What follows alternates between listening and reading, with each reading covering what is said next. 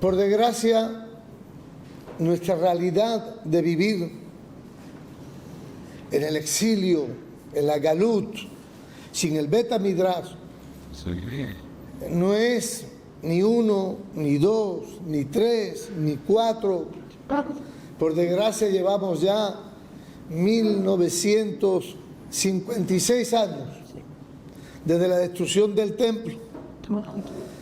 Señal que tal vez es nuestra naturaleza vivir en esa condición, vivir sin el templo, vivir en el galut, vivir sin el Bet Hamikdash. No hay otra manera como verlo, así nos enseñaron nuestros sabios. Pero por otro lado nos dijeron que toda generación que no se reconstruyó el templo en sus días tiene que sentir que se destruyó en sus días.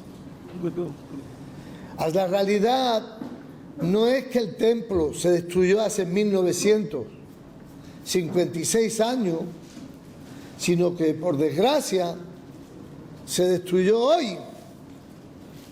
Y no lloramos que se destruyó hace 1956 años, sino lloramos por la destrucción que estamos viviendo. Y entonces la pregunta tiene que ser, ¿qué es lo que no hacemos para que no merezcamos vivir la realidad verdadera del pueblo de Israel, que es vivir con Hashem entre nosotros, como nos prometió Dios? Azul y Mikdash, Besajanti Betohem. Esa es la realidad del pueblo de Israel y no la vivimos.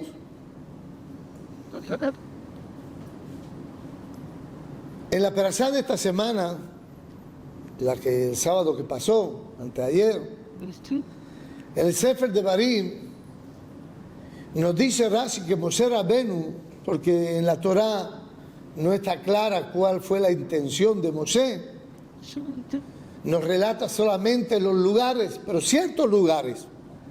Y algunos de los lugares nos dice Rashi, comprobamos toda la Torá y no encontramos esos lugares.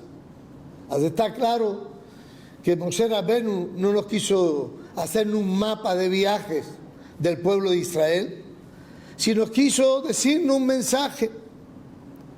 Y dice Rashi de que Moshe Rabenu quiso criticar al pueblo de Israel en todos los lugares donde el pueblo de Israel pecó.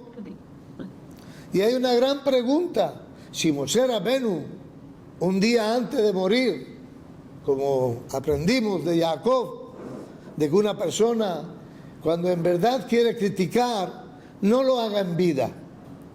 Y la Gemara trae por dos razones.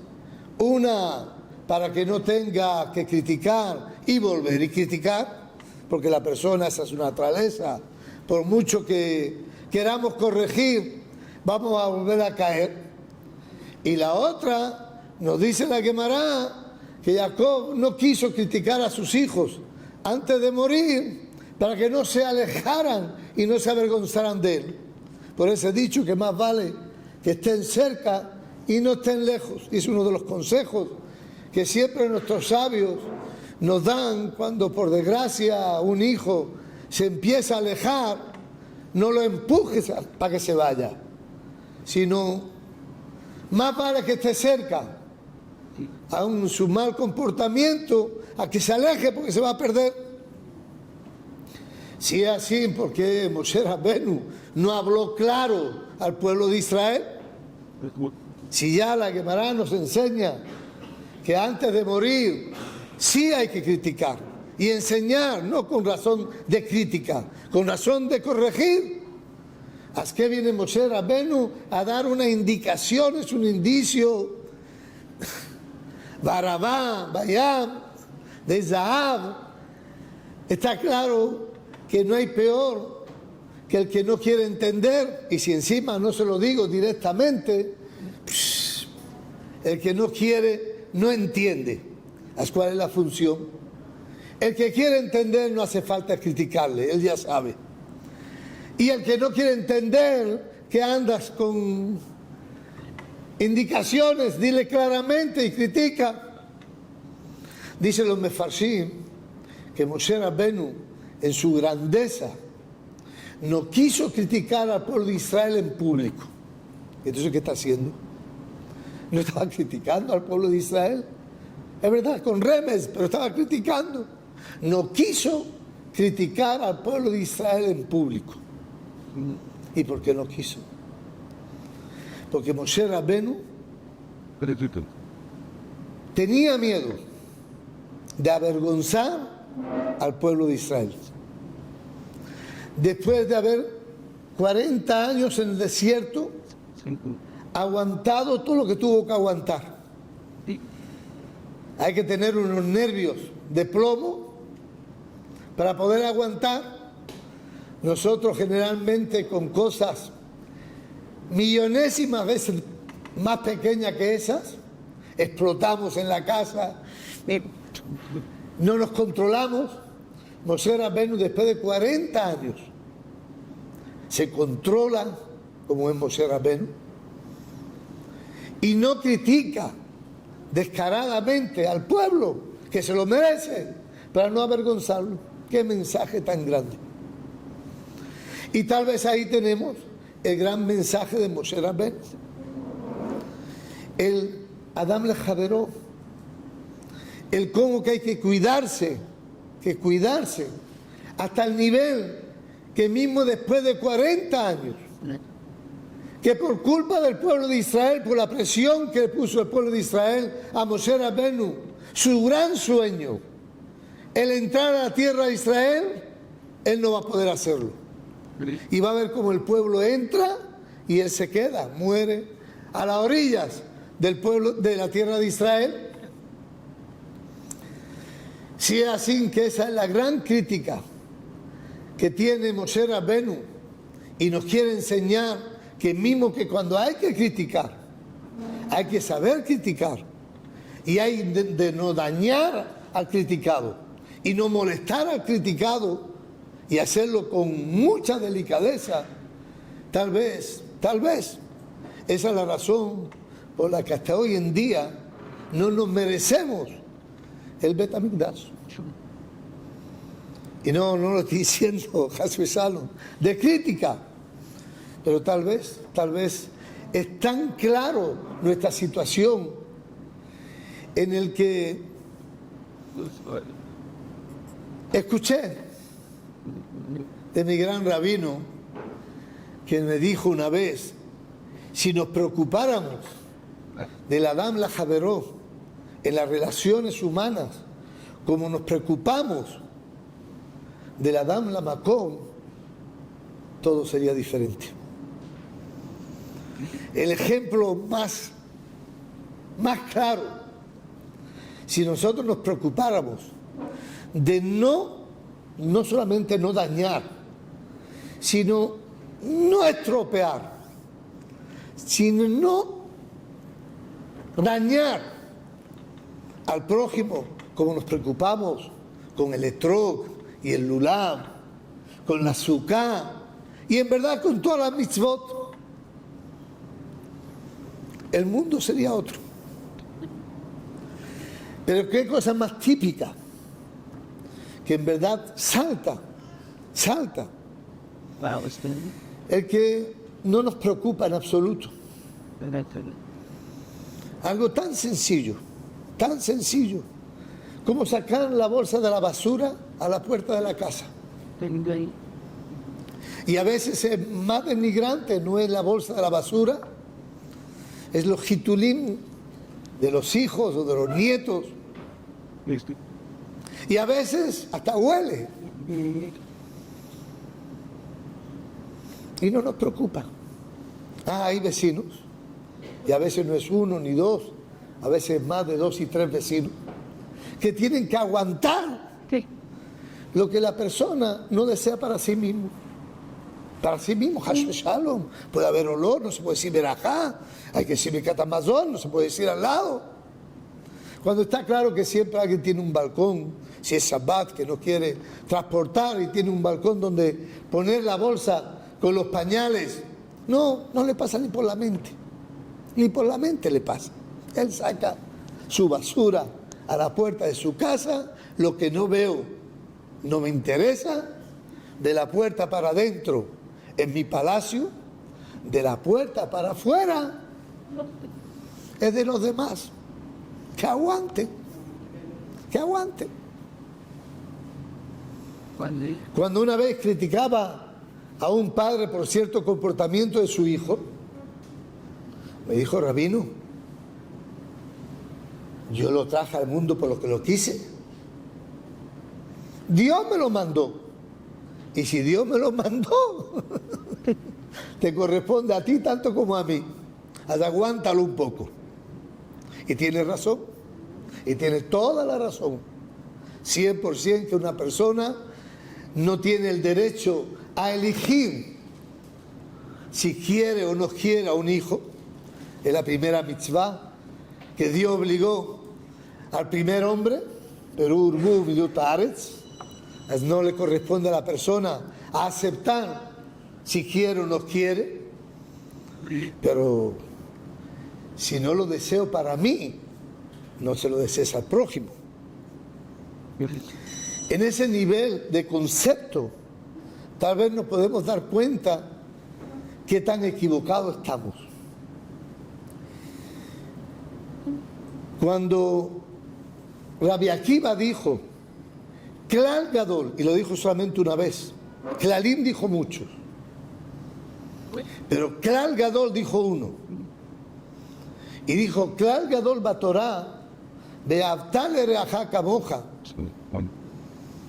Es un concepto que todos lo conocemos y todos lo repetimos y todos lo decimos y todos somos conscientes que es casi imposible ese concepto. Amar al prójimo como a sí mismo, tuvo que decir Rabbi Akiva Klal Gadol. Es algo gigantesco, algo que casi imposible de alcanzar. Pero la Gemara nos trae que cuando aquel gentil llegó a Shammai y le dijo: enséñame toda la Torá, cuando estoy parado sobre un pie, en unos minutos, no tengo paciencia para escuchar toda vuestra filosofía, ni estudiar años, no, yo quiero, como hoy en día, todo instant, de inmediato, rápido, enséñame toda la Torá en un minuto. Shammai lo echó de la casa, que viene a pedirnos que hagamos un favor, lo echó de la casa. Cuando fue a Hillel y le dijo que le enseñara toda la Torá cuando está parado sobre un pie, Hillel le dijo toda la Torá. Le dijo Hillel: lo que no deseas para ti, no se lo desees para el prójimo. Esa es toda la Torá. ¿Cómo alcanzarlo? Vete y estudia. Es una crítica terrible la de Hillel. Nos dice Hillel: toda la Torá es Ben Adam la Javeró. Esa es toda la Torá. ¿Cómo alcanzarlo? Eso es. Vete y estudia. 100% que sin mitzvot y sin Ben Adam la Makom, imposible alcanzarlo. Porque un goy sin Torá, y por desgracia un judío sin Torá, y por desgracia un judío con Torá, es incapaz de alcanzar de que yo no desee al prójimo lo que no deseo para mí. Es un nivel tan difícil, no nos engañemos, es un nivel tan altruista que el ego humano nos imposibilita de llegar. Pero si tuviéramos por lo menos la conciencia de que esa es la meta de la Torá, tal vez nos sería un poquito más fácil el acercarnos a eso. En el que cuando nos venga el instinto humano de sacar la basura a la puerta, nos acordemos: wow, ayunar en Yom Kippur es tan difícil y lo hago. No sacar la bolsa de la basura, que es tan fácil, no mucho más. Y tal vez toda la vida nos parezca mucho más fácil. Pero empieza mucho antes de ser papá o mamá. Y tal vez mucho antes de ser abuelito o abuelita. Se empieza con la educación de la infancia. Cuando, y otra que no parezca crítica, Hasbe Shalom, estoy hablando a mí mismo y tal vez cuando me lo repito muchas veces, imagino que le he dicho más de una vez, a lo mejor hace efecto en mí. No lo estoy diciendo, Hasbe Shalom, de crítica a nadie. Pero cuando vemos el desorden en los que los niños nuestros se están criando, no nos extrañe que dentro de 20 años, cuando sean papás, estemos peor de lo que estamos hoy en día. Y los ejemplos, no es el momento, los ejemplos son, nada más que hay que salir aquí afuera, pararse 3 minutos y va a ver en esos corpinetes a toda velocidad, que le importa poco si la ley o no la ley, el peligro y picuac nefesh. Yo nunca podré olvidar que un Motzei Shabbat, cuando participaba en los seminarios de Rahim, tenía que encontrarme con Rabbi Chaim Greneman en su casa y termino la reunión con él, serían las 2:30, la 1 de la mañana. Por desgracia no conozco bien Bnei Brak, me encuentro en la puerta de su casa para salir para Jerusalén y no encuentro el camino y le pregunto a un hasid que pasa a esa hora, dime cómo salgo para Jerusalén. Y me dice, ¿qué problema hay? ¡Derecho! Yo sí, pero es dirección prohibida. Me dice, ¿mata tzioini? Nunca en mi vida me reí más esa noche. Nunca en mi vida pude entender. El hombre lo dijo tan natural. A las 12:30, 1 de la mañana sería, cuando le estaba preguntando en un Bnei Brak, en silencio, y el hombre me dice, ¿pero qué problema hay? ¡Derecho! Yo sí, pero es dirección prohibida. Él me dice, ¿mata tzioini? Nunca dije, pero ¿qué relación hay? ¿Qué tiene que ver eso con tzioini o no tzioini? El respetar la vida. Esa falta de conceptos, claro, eso es la gran equivocación. No dudo que ese Hasid era un tzaddik, no dudo. Y seguro que venía de estudiar del Bet HaMidrash. Pero a mi manera de entender, el hombre estaba tan equivocado, que ni se daba cuenta de lo que estaba diciendo. Lo dijo natural. La vida o la muerte es cuestión de política. No entiendo, yo no entiendo. Cuando veo a los niños y eso empieza, yo entiendo. Gracias a Dios tengo una niña que cada vez que la veo digo, criar 15 hijos, yo sé que hay quien tiene muchos más, pero no es fácil. Pero cuando veo los ejemplos sencillos, a una niñita de 4 años con 3 niños de la mano pasando una calle,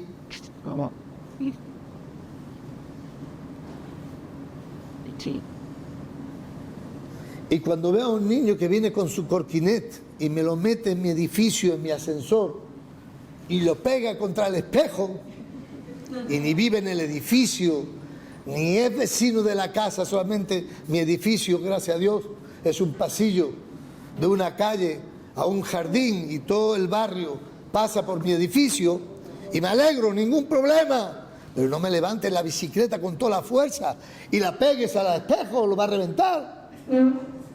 Pero ¿sabes lo peor? Que lo hace delante de su mamá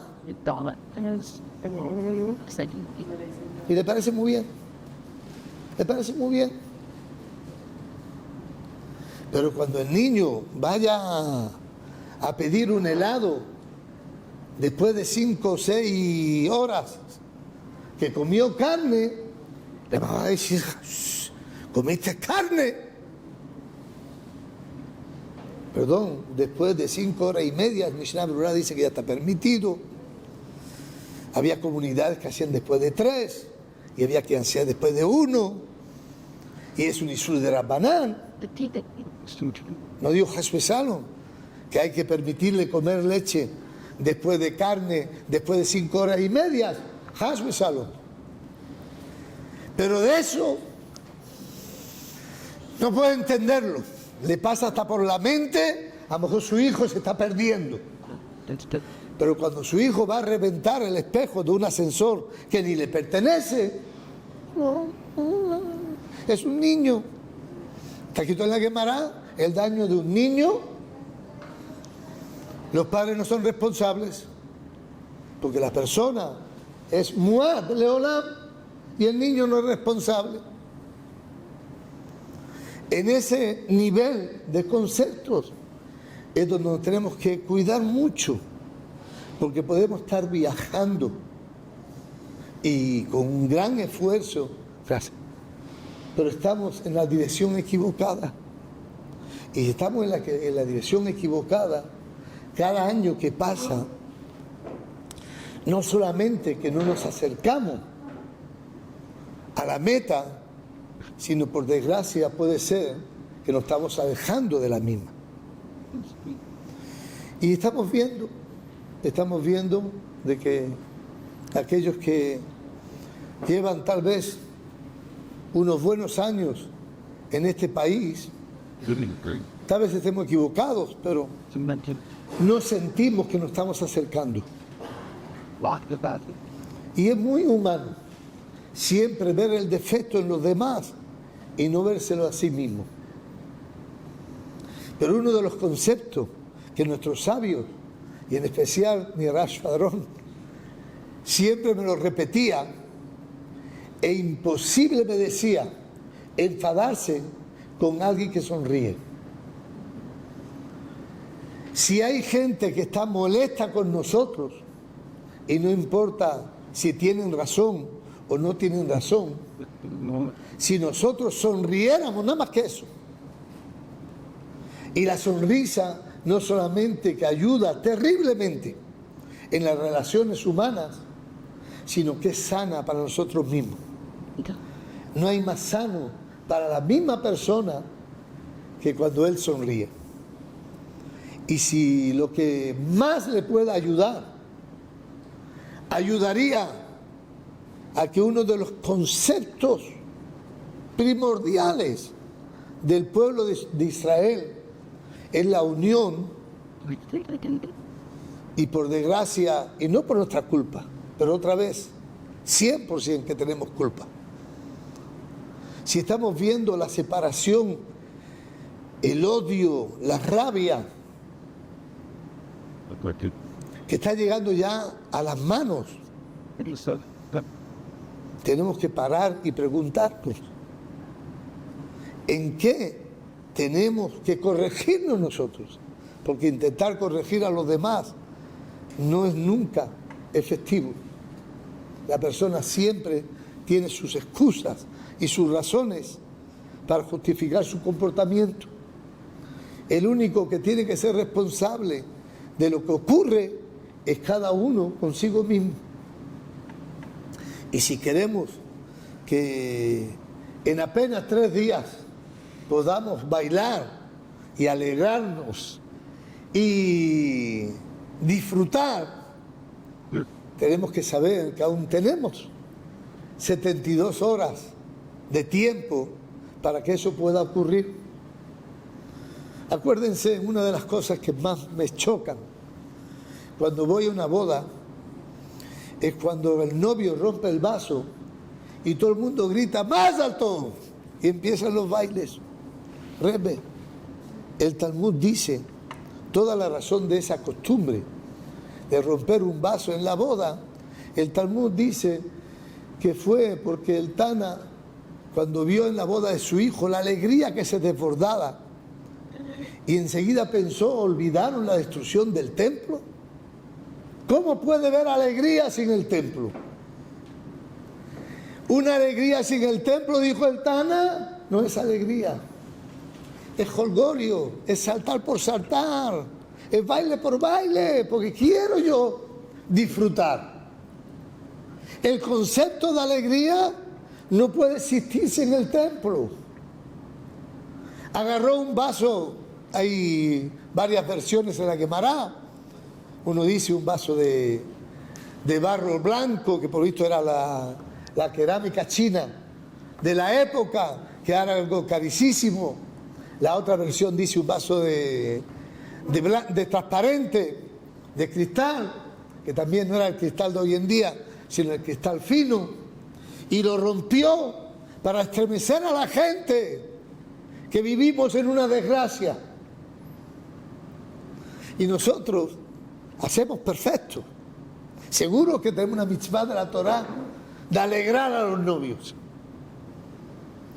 pero no en el momento del vaso.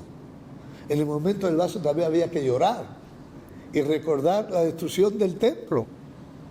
Pero se convirtió en costumbre del pueblo de Israel de romper el vaso. En verdad he visto comunidades que acostumbran a romper el vaso a mitad de la jupá, no al final, y tal vez con esa razón de que no haya ese saltar de alegría y de empezar la fiesta. Y me parece muy acertado, pero saber el concepto de que la destrucción y la construcción del templo está en nuestras manos, y está en nuestras manos solamente cuando seamos conscientes de que está en nuestras manos el poder corregirlo.